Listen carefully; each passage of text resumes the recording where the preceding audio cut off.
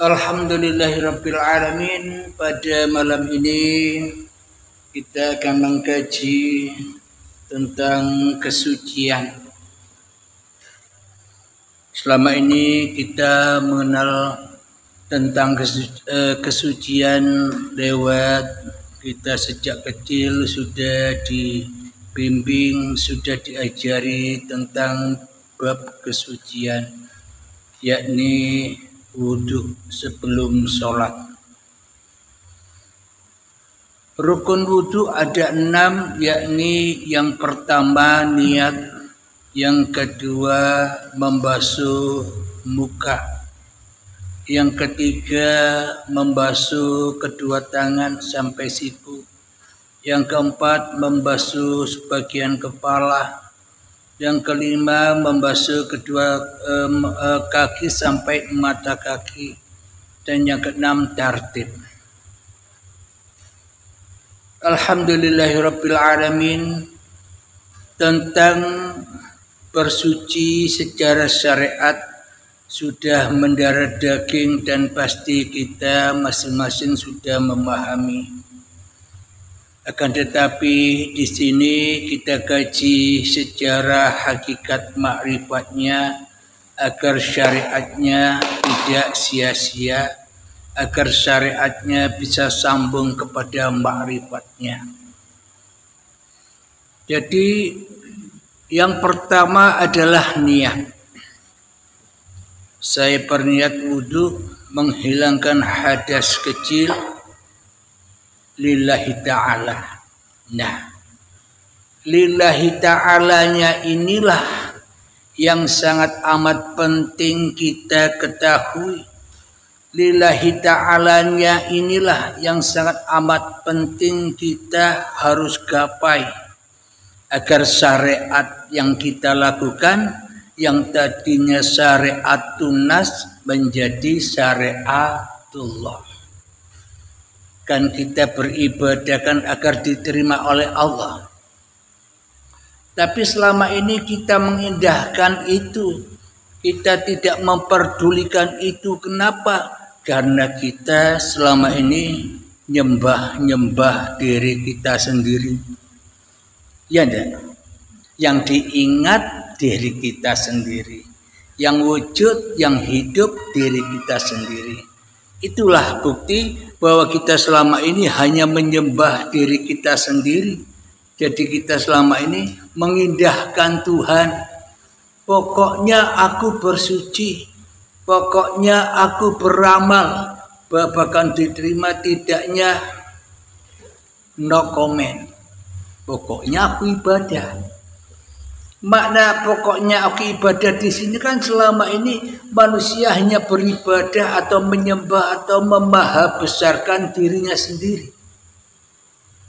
Kenapa? Karena manusia tidak tahu kebesaran Tuhan yang telah menciptakannya. Jadi makna dari yang pertama yakni niat itu tujuannya agar kita tidak jadi Tuhan atas segala amal yang kita lakukan. Selama ini kan kita yang jadi Tuhan amal. Semuanya linafsi. Tak ada yang lillah, karena yang wujud hanya manusianya. Mari kita kupas tentang niat. Jadi niat ini ada hubungannya dengan iman. Bila tak ada iman, apakah kita bisa niat? Nah, kita harus tahu dulu. Kita harus kembali dulu, beriman dulu kepada siapa? Kepada Tuhan yang telah menciptakan kita, kepada Tuhan yang telah mengadakan, yang mewujudkan, yang menghidupkan kita. Bila kita sudah mengenal itu, baru nyata niatnya. Nyata lillahi ta'alanya. Alhamdulillahirabbil alamin. Man arafa nafsahu. Barang siapa mengenal dirinya. Nah, sebelum kita mengenal diri Allah, kita wajib mengenal diri kita sendiri dahulu. Tidak ujak-ujuk langsung cari Allah. mengenal Allah, belajar makrifat, ya kan? Selama ini saja kita tidak mengenal diri kita. Logikanya begini. Kenapa saya bilang selama ini saja kita tidak mengenal diri kita? Ketika kita bisa menyaksikan segala sesuatu yang ada di luar kita, seolah-olah kita sangka antara diri kita dan segala sesuatu itu beda. Tidak satu, tidak esa. Itu buktinya bahwa selama ini kita kepada diri kita sendiri saja tidak kenal. Apalagi kenal Allah. Nah, mari kita sadari man arafa nafsahu, diri kita. Cobalah kita hayati. Contoh, alam semesta ini, gedung ini, gunung, lautan, hutan, matahari, bulan, bintang, semua itu takkan pernah ada bila tidak ada kita. Ya enggak?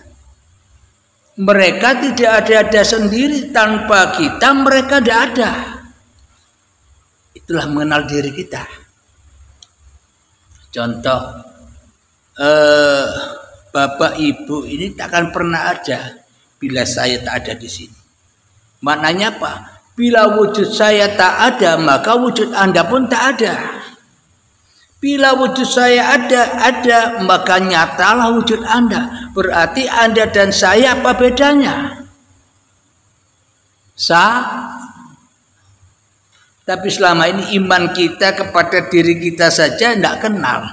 Seolah-olah Anda dan saya beda. Hidup sendiri-sendiri. Padahal hidup yang esa. Kalau tidak ada saya, Anda tidak ada. Berarti Anda kan esa dengan saya. Tidak ada bedanya. Tapi kalau kita masih membedakan, nah kepada diri kita sendiri saja kita tidak kenal. Apalagi mengenal Allah. Ya kan? Jadi untuk mengenal Allah itu ya harus man arafa nafsahu faqad arafa rabbahu. Harus benar-benar kenal diri dulu.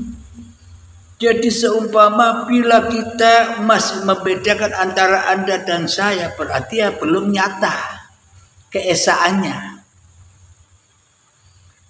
Jadi sesungguhnya Anda dan saya, Anda dan gunung, Anda dan laut dan sebagainya itu esa, satu.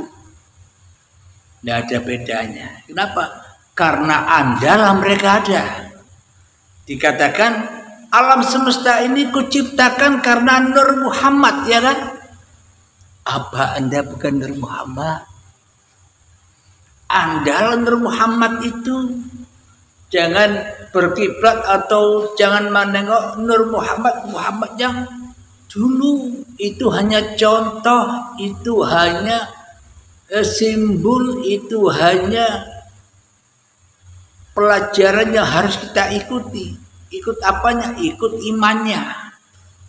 Nabi Muhammad kan dulu, Muhammad bukan kamu yang melempar, tapi aku yang melempar.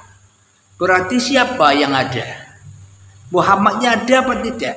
Nah, itu yang harus diikuti.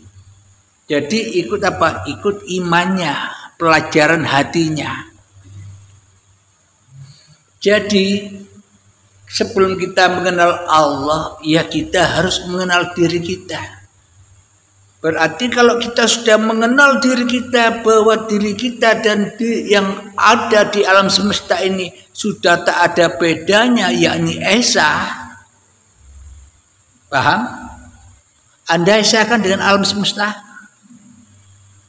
Kalau Anda tidak esa dengan alam semesta, maka alam semesta takkan ada. Inilah tanda bukti bahwa Anda ini khalifahnya Allah. Apa? Wakil-wakil Tuhan di dunia ini. Jadi tanpa wakilnya ya Allah tak akan menciptakan alam semesta ini. Jadi sebelum kita didatangkan, alam semesta sudah diciptakan. Untuk siapa? Ya untuk kita. Kitalah rajanya. Kitalah kiblatnya alam semesta. Paham, Pak? Kitalah kiblatnya alam semesta. Kenapa? Karena tanpa diri kita alam semesta tak ada. Tanpa diri kita semua manusia tak ada. Tanpa diri kita tumbuh-tumbuhan, hayawan tak ada. Maknanya di sini, tanpa diri kita ada, kita tak bisa menyaksikan alam semesta. Itu maknanya. Bisa dipahami? Nah, itulah cara mengenal diri. Belum diri Allah ya. Kita harus mengenal diri kita sendiri dahulu. Jadi bila kita sudah mengenal diri kita yang seperti itu, kira-kira Anda masih marahkah dengan bayangan Anda sendiri? Contoh, ada orang yang tak suka kepada Anda. Apakah Anda layak marah? Ketika Anda masih marah, berarti Anda belum kenal diri Anda. Kenapa Anda marah? Karena Anda merasa terpisah individu dengan yang Anda marahi. Tapi bila Anda sudah mengenal Esa, orang itu yang tidak suka padaku, tanpa diriku ya takkan pernah ada. Berarti aku harus Esa dengan dirinya, maknanya harus meliputi, harus ngalah. Allah saja Anda tidak beriman, Allah ngalah enggak? Allah ngalah. Anda ingkar syirik pada Allah, Allah ngalah. Kalau ada kenal Tuhan ya harus seperti itu. Tidak tambah membedakan. Oh kamu belum kenal aku. Tidak. Kita harus jadi air, tidak jadi ikan. Tapi kalau jadi ikan, bentrok terus, huru-hara terus hatinya ya. Nah, itulah cara mengenal diri.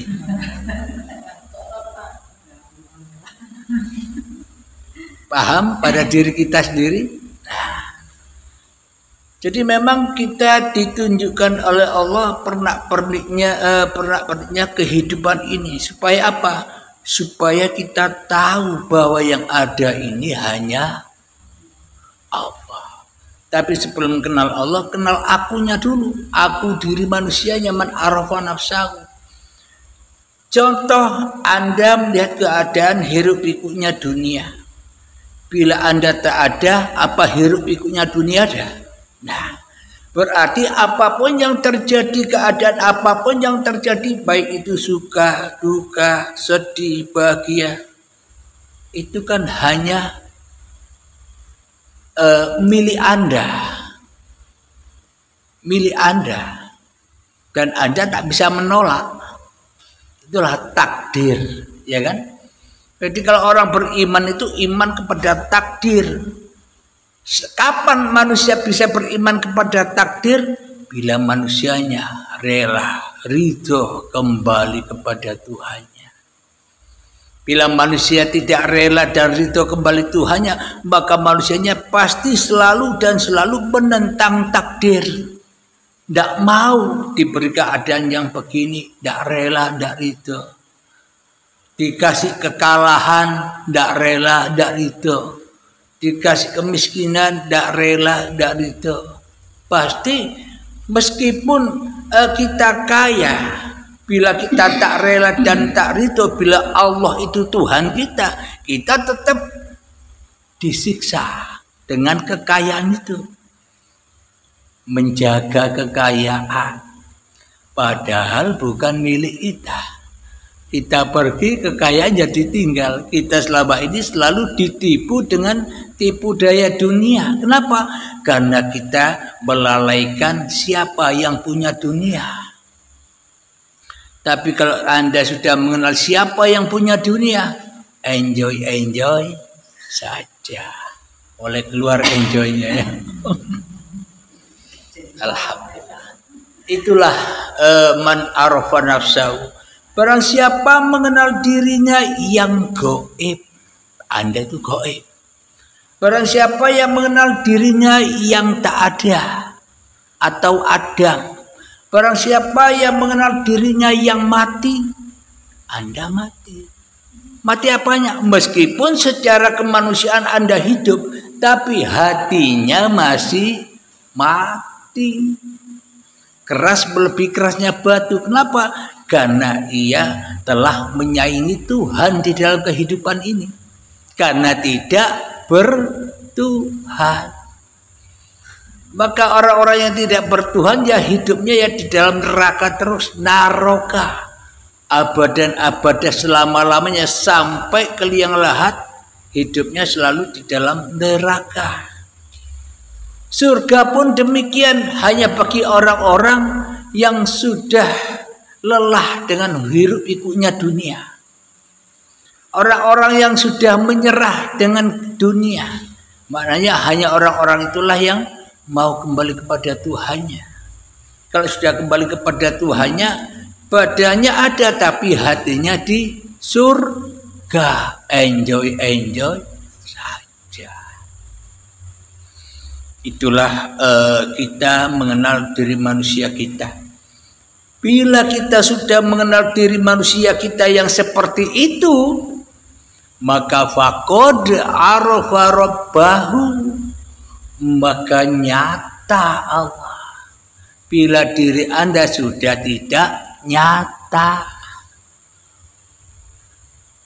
akhirnya hati Anda seperti Anda mengenal diri Anda. Melihat segala sesuatu Anda esakan dengan diri Anda, dan hati Anda tidak tergores lagi dengan semua keadaan yang tidak mengenakkan ketika Anda belum kenal Tuhan, ya kan? Ketika kita belum kenal Tuhan, kita menyaksikan keadaan yang tidak enak, kita marah, tidak terima. Tapi ketika sudah kenal Tuhan, senyum-senyum saja. Kenapa? Karena sudah bertuhan. Itu bedanya orang yang bertuhan dan tidak bertuhan.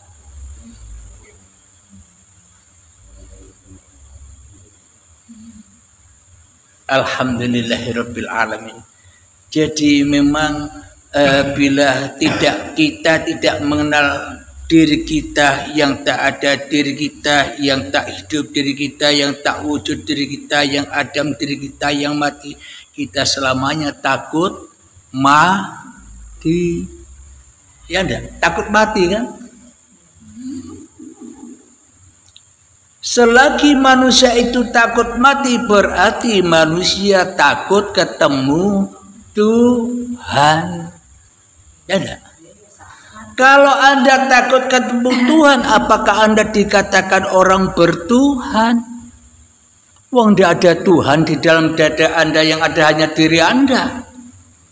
Maka dari itu, qalbun kafirin, hatinya orang-orang kafir itu ketika di dalam hatinya masih wujud manusia. Apapun yang Anda amalkan, sholat, tahajud, duha, zikiran, sholawatan, itu hanya bau busuk, jadi racun. Apa buktinya itu jadi racun? Anda tambah sombong.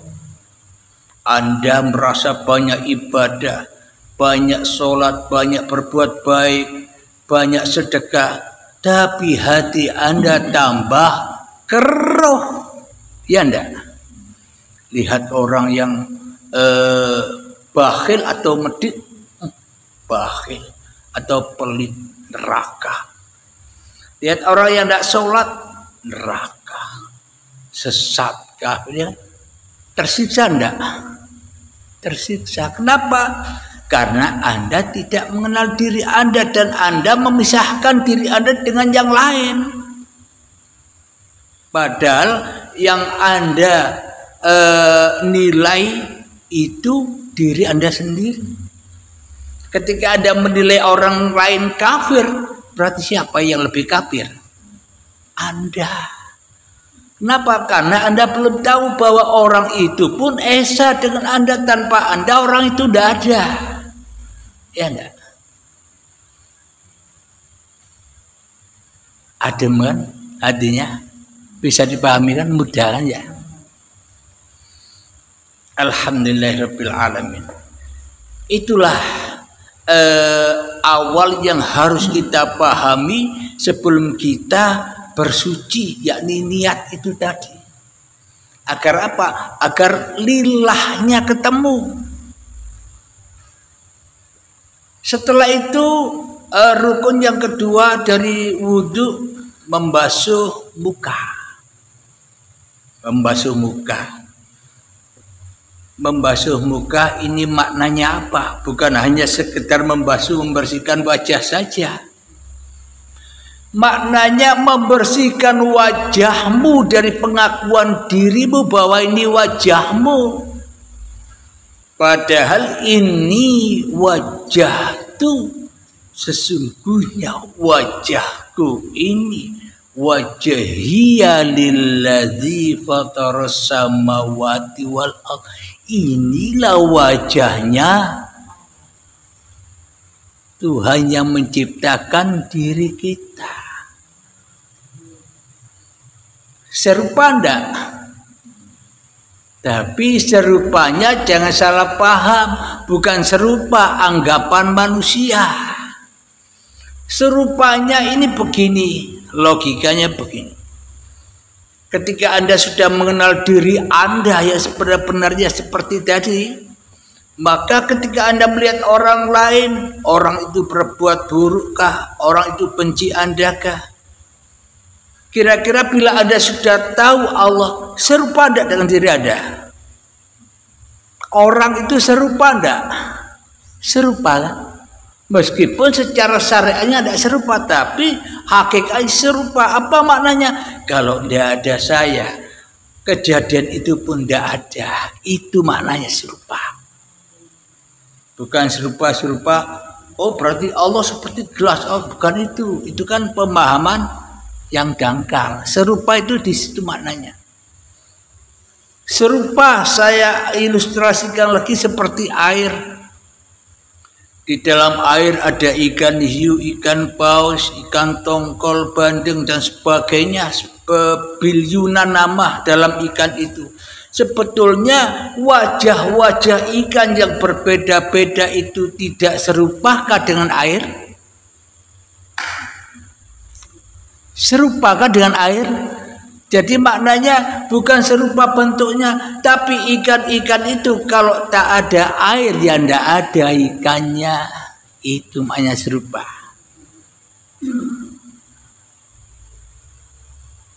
Paham Pak Muslim? Apa? Itu yang saya maksud serupa.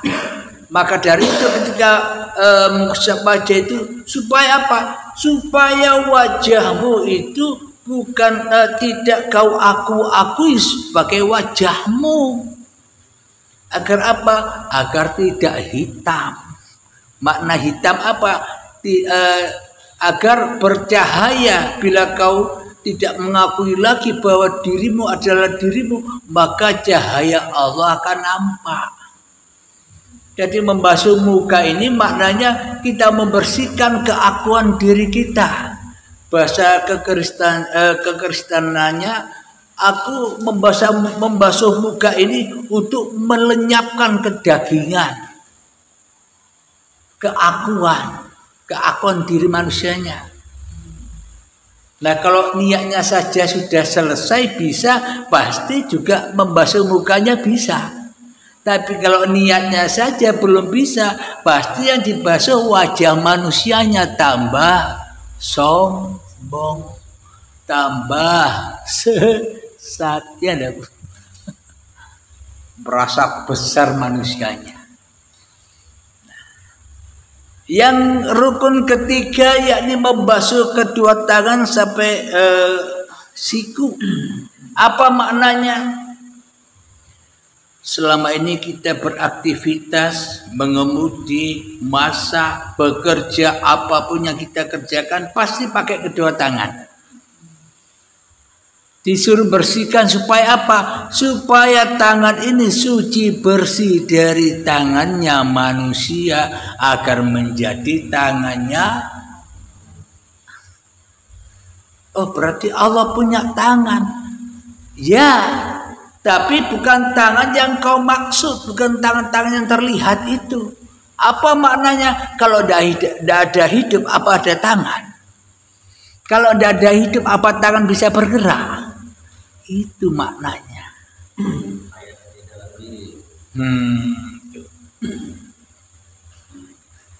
Selama ini Anda selalu memotong-motong tangan Anda, selalu memotong-motong lidah Anda.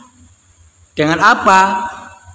Anda melakukan sholat, ibadah, kegiatan, kebaikan, pasti Anda akui Anda yang berasa berbuat, iya enggak? Enggak motong-motong enggak itu.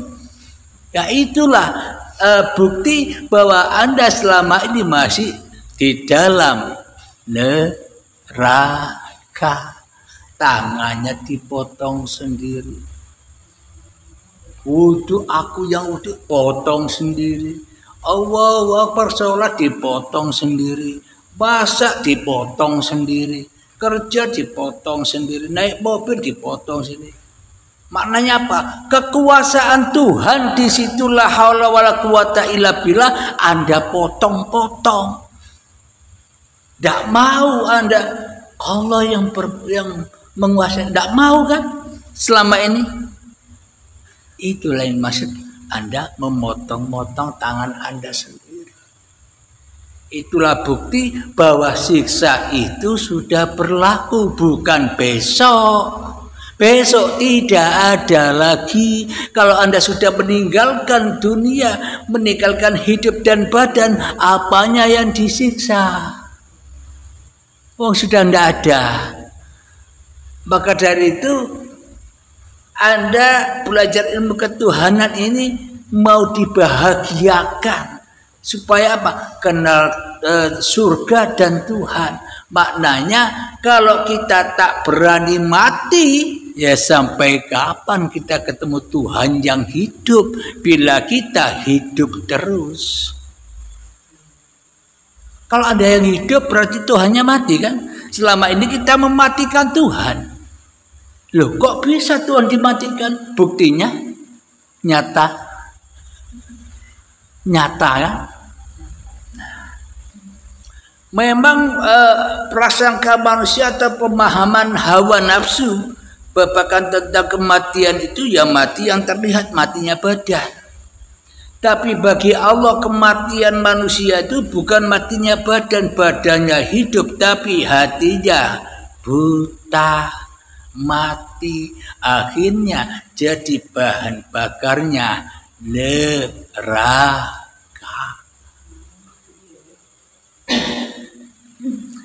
Kalau tidak ada manusia dan hati yang keras melebihi kerasnya batu, ya tidak hidup neraka itu, ya tidak.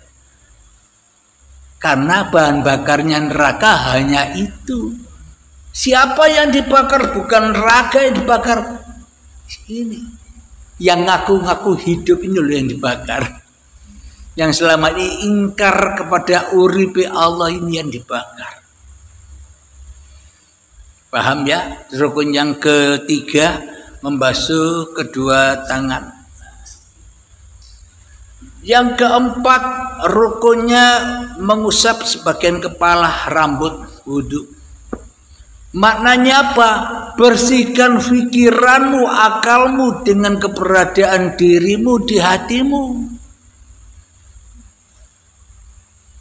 Itu maknanya, bersihkan kekuatanmu, bersihkan kebesaranmu, bersihkan kesombonganmu dari dirimu.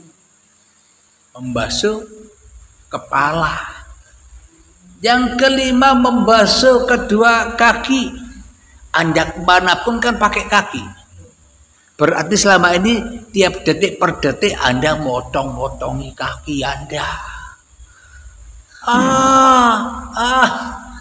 Dikasih keadaan yang tidak enak. Ya Allah, tolong terus. Kenapa? Karena Anda dalam neraka. Kalau Anda sudah jadi ahli surga, tidak minta-minta lagi, sudah nikmat, enjoy saja. Apa yang mau diminta? Allah lebih tahu daripada kita. Yang keenam, tertib. Itulah bab suci itu. Jadi memang manusianya untuk mensucikan dirinya, manusianya wajib kenal dirinya dulu. Jadi memang satu-satunya jalan ketemu Tuhan, manusianya wajib mati. Maknanya wajib mati di sini bukan mati bunuh diri. Matikan diri memutu qabla antal maut. Makanya ketika manusianya masih merasa dirinya hidup, ya di neraka terus, sholatnya terbakar, ibadahnya dibakar sendiri. Apa maknanya dibakar? Dimakan sendiri. Allah sholat, diakui, aku yang sholat, aku yang ibadah, aku yang berbuat baik. Berarti kan kita tidak menyerahkan kepada Allah. Wong kita tidak bertuhan selama ini. Bagaimana mungkin kita bisa menyerahkan kepada Tuhan? Wong yang jadi Tuhan masih hawa nafsu kita sendiri. Pasti semuanya pulang diserahkan kepada dirinya sendiri. Saya bertanya jawab, kalau masih ada ganjalan silakan dipertanyakan. Sudah ya, selanjutnya. Itulah makna bersuci itu, mensucikan diri. Jadi mustahil selama ini banyak orang ibadah, sholat dan sebagainya, bila manusianya masih tidak rela dan tidak ridho mempersembahkan diri dan jiwanya kembali kepada Allah, ya bukan dikatakan bertuhan. Ya enggak? Pingin masuk surga tapi takut mati. Masuk surga syaratnya harus mati. Kalau enggak mati ya enggak bisa masuk surga. Ya enggak? Jadi di dalam surga nikmat yang tertinggi adalah menyaksikan Allah. Berarti orang yang syahadat itu harus di surga. Orang yang sholat harus di surga. Orang yang zakat, puasa, haji dan beramal soleh harus menjadi penduduk surga dulu, baru diterima. Kenapa? Di situ menyaksikan Allah langsung. Ketika Anda belum menyaksikan Allah, berarti kan belum bersyahadat. Kalau belum bersyahadat berarti kan selama ini sholatnya bukan untuk Allah tapi untuk Anda sendiri. Untuk apa? Agar orang lain menyaksikan aku punya agama dan pertuhan agar sama. Kan untuk pemuas hawa nafsu. Ya. Jadi memang hanya penduduk surga sajalah yang bisa beramal ibadah. Karena selain penduduk surga berarti selama ini hanya ingkar saja. Ibadahnya seolah-olah ibadah tapi sesungguhnya ibadahnya dimakan-makan sendiri, dinikmati sendiri. Berarti tidak ada bekal selama ini ya kan? Kan katanya kita sholat ibadah untuk mengumpulkan bekal di hari esok, di akhirat nanti. Wong di dunia dimakan-makan sendiri. Buat apa bekalnya? Bekalnya habis sholat dimakan, habis ibadah dimakan. Apa? Diakui. Lilahnya ndak ada. Kenapa? Karena belum tahu diri. Ya takkan pernah bisa bertemu dengan dirinya Allah. Itulah perlunya mengaji babakan ketuhanan ini. Agar apa?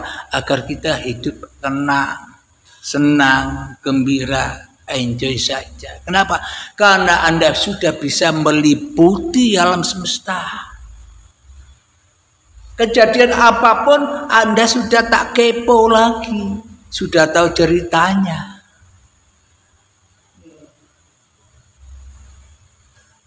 Ya enggak Muslim?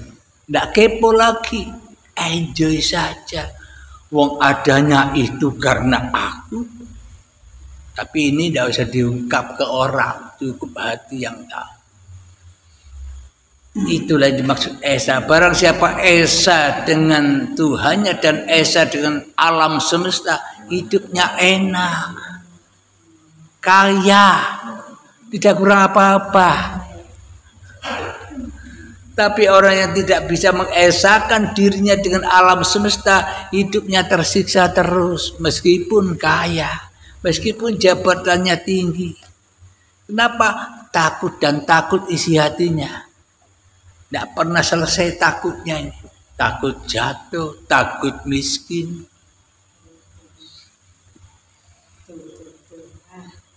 Betul, kata orang Malaysia. Nah, sambil diisi itu. Ini sudah siap tempatnya. Ya, nanti saya selesaikan dulu, nanti tanya jawab, oke? Alhamdulillahirabbil alamin. Jadi memang di dalam ibadah-ibadah itu mengandung simbol-simbol atau kiasan-kiasan yang harus kita ketahui. Kalau kita tidak mengetahui, semua itu hanya dongeng. Ya, dongeng kan. Selama ini hanya jari-jari. Katanya Al-Quran begini, katanya hadis. Tidak tahu sendiri, tidak menyaksikan sendiri, tidak merasakan sendiri. Ya tidak akan merasakan nikmatnya bertuhan. Bertuhan itu nikmat. Kayanya orang kaya, yaitu orang-orang yang bertuhan. Kenapa? Tidak butuh apa-apa. Orang kaya itu tidak butuh apa-apa. Kenapa? Apa-apa sudah ada. Ini bisa diterima bagi orang-orang yang sudah mengenal Tuhan, yakni orang-orang yang selalu bersyukur. Kalau orang tidak mengenal Tuhan, tak akan pernah bersyukur, kurang terus. Ya Allah, tolong.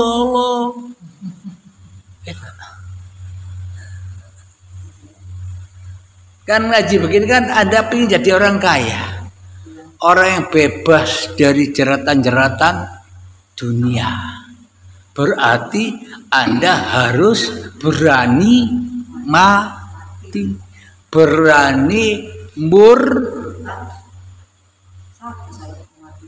kalau Anda tidak berani murtad kepada hawa nafsu Anda, sampai kapanpun Anda bersama iblis di dalam. Tempatnya iblis di mana? Api neraka. Kenapa? Karena kita memisahkan dengan yang lain. Selama kita masih terpisah, siksa terus. Contoh, bagi Anda yang punya anak Anda nakal, tidak sesuai dengan keinginan Anda, sakit enggak? Karena Anda merasa jadi Tuhannya anak. Karena jadi Tuhannya anak, ia disiksa terus dengan anak.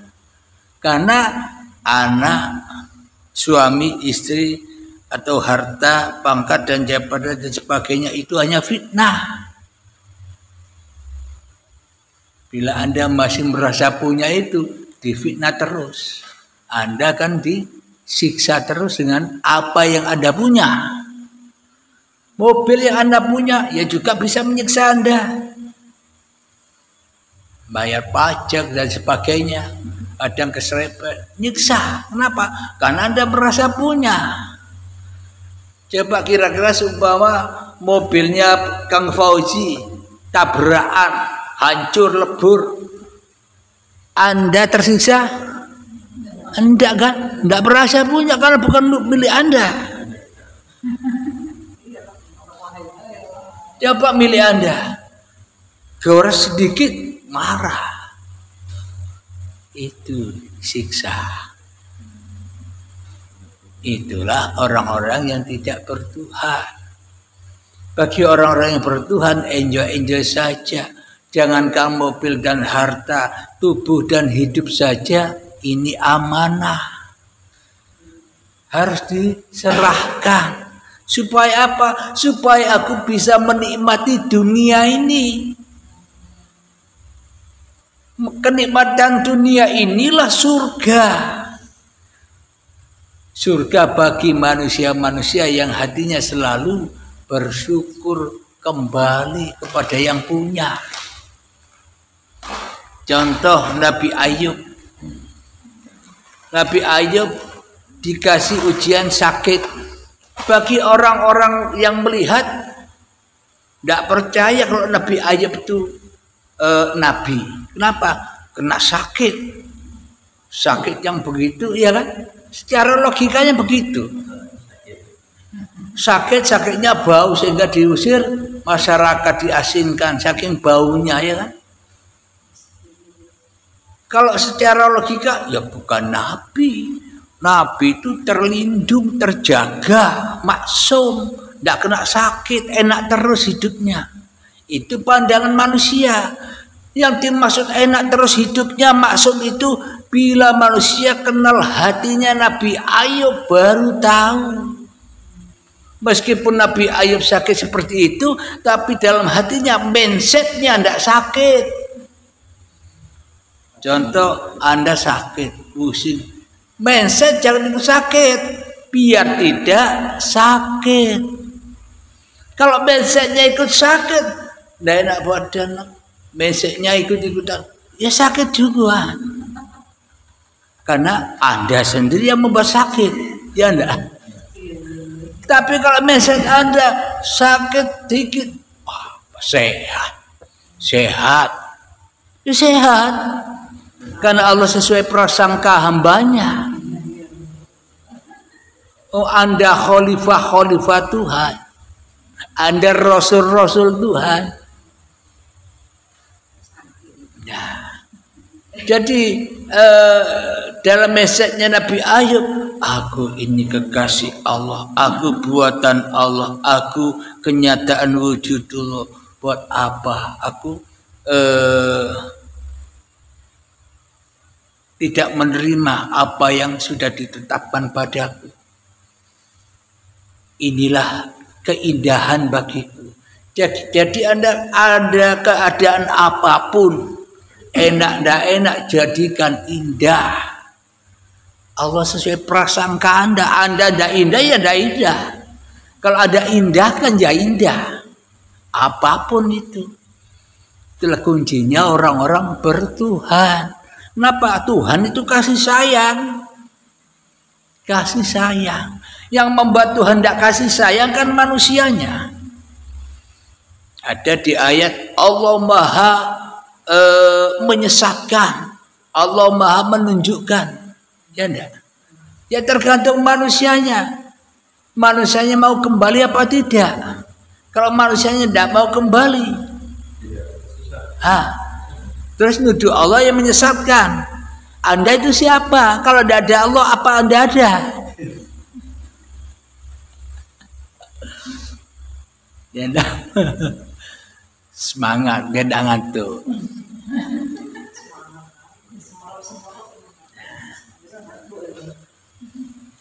Jadi memang manusia bila tak tahu dirinya, ia tak akan pernah selamat. Maka nafi hadi a'ma fa huwa fil akhirati a'ma wa adhallu sabila.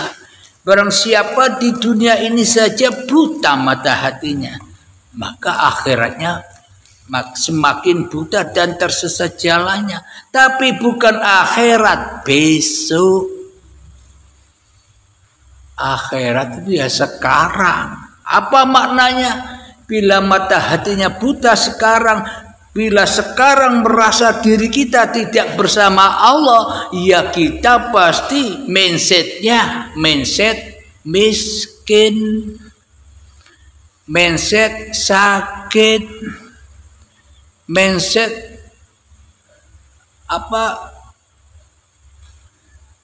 putus asa dari rahmatnya Allah. Itu yang maksud maka nafi hadi ama fa wa fil akhirati ama wa adul tambah sesat. tambah miskin.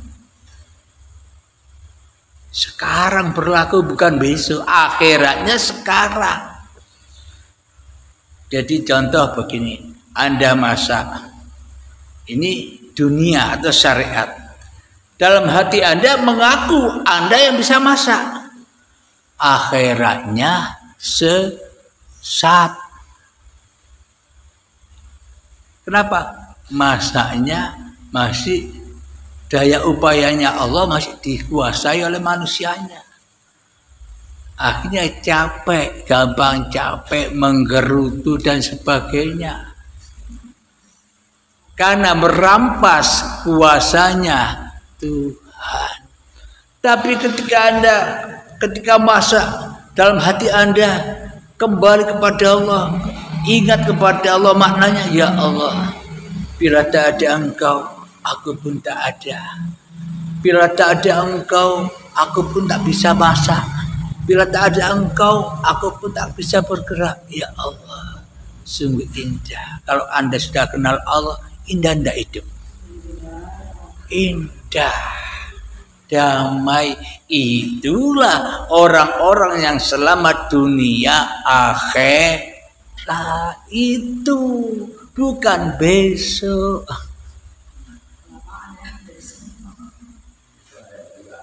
Sekarang buktikan. Bila Anda ingin mati husnul khotimah, buktikan. Jangan hanya Allah jadikan aku besok mati husnul khotimah. Oh sekarang masih su'ul khotimah kok minta husnul khotimah?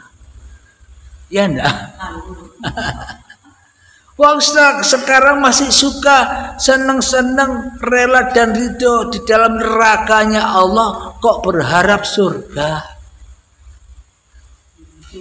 Ya enggak?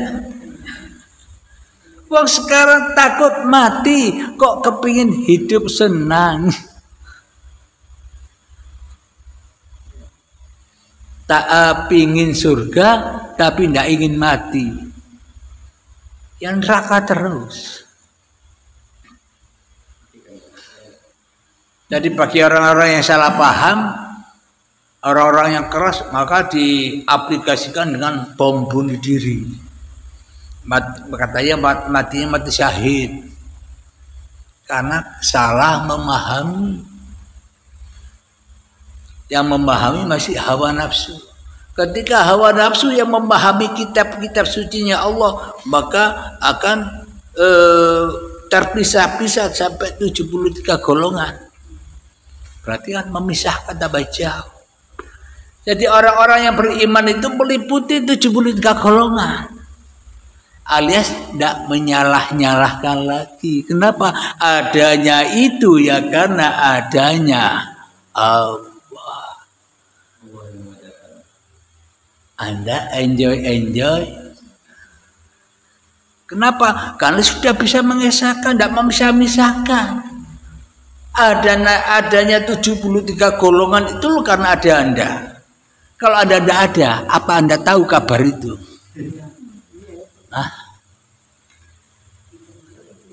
Itulah orang-orang yang bertuhan itu nikmat hidupnya, kaya.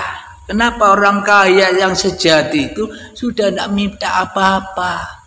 Kenapa? Seapa-apa pasti datang. Selagi kita masih berharap apa-apa ini selalu memfitnah kita, menggoda kita, menyakiti kita. Alhamdulillahirabbil alamin. Jadi man arafa nafsahu faqad arafa rabbahu. Bila engkau ingin ketemu Allah, ya harus siap tanggalkan kebesaranmu. Tanggalkan duniamu, terutama tanggalkan ilmumu yang pernah selama ini belajar di mana, tanggalkan. Jangan merasa bisa, jangan merasa paham. Agar apa? Agar kosong, telah suci menerima hikmah dari Allah.